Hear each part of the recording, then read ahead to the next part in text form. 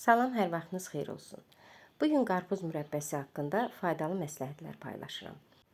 Necə edək ki, qarpız mürəbbəsi xırçıltılı olsun, yumşaq olmasın, üzü kif atmasın. Bunun üçün mütləq 1 litr suya 1 çay qaşığı soda əlavə edib soyuq suda qarpızı 6-8 saat saxlamaq lazımdır. Əgər hava istidirsə, mütləq soyuducuda saxlayın. Bişərkən 1 kiloqram qarpız qabığı üçün 800 qram şəkər tozu, 700 ml su götürmək lazımdır. Və qarpızı 2-3 dəfəyə bişirirəm. Hər dəfə 20-25 dəqiqə bişirmək lazımdır.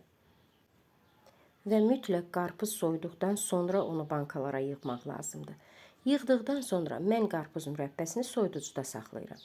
Çünki onun suyu az olur, bankanın demək olar ki, yarısı qədər suyu çıxır.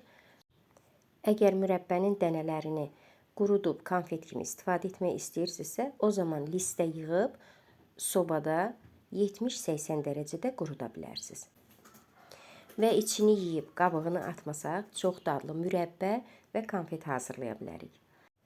Bu videoda sizdən gələn sualları çalışdım ki, cavablayım. Yazıb soruşursunuz ki, bir dəfə soyuducuya reyhan, pərpətöyün, cəfəri atdım, şirələndi, çürüdü, xərab oldu, yəni saxlaya bilmədim. Bunu necə eləmək lazımdır?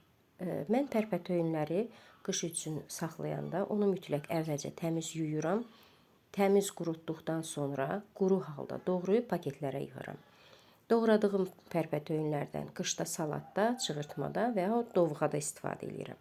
Amma mütləq göyərtilər quru olmalıdır, suyunu çəkməlidir. Bugün iri sümüklü ətlərdən bulyon hazırladım, onu da sizinlə paylaşıram.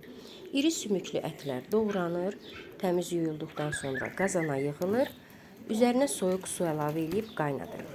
Əgər biz dadlı bulyon istəyiriksə, mütləq ətin üzərinə qaynar su əlavə eləmək lazımdır. Yox, əgər biz dadlı ət istəyiriksə, onun suyu bizə lazım deyilsə, o zaman ətin üzərinə qaynar su əlavə eləmək lazımdır.